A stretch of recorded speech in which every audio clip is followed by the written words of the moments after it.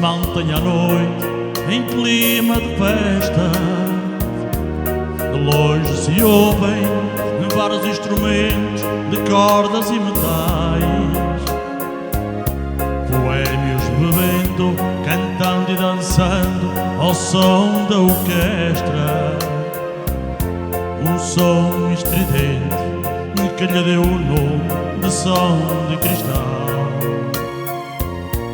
A casa noturna, boate falada, lugar de má fama, com as portas abertas durante a noite e entra quem quiser. Porém, nessa noite, sem que eu esperasse, entrou uma dama. Fiquei abismado, porque se tratava da minha mulher.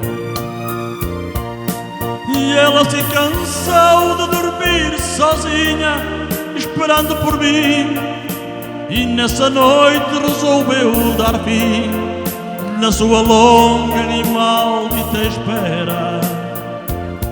Ela não quis mais levar a vida de mulher honrada.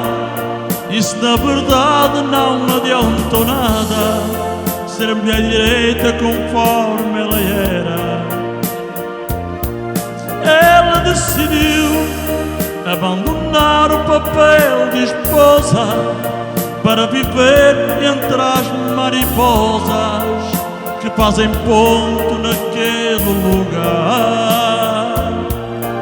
A minha vida, muito mais errante, e agora continua. Transformei a esposa em mulher da rua, na mais nova dama do som de cristal.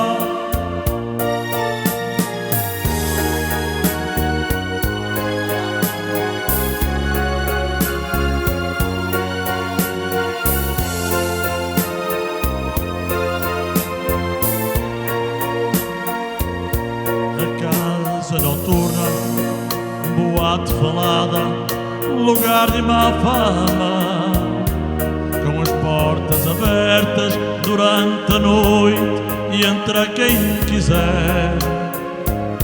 Porém, nessa noite, sem que eu esperasse, entrou uma dama.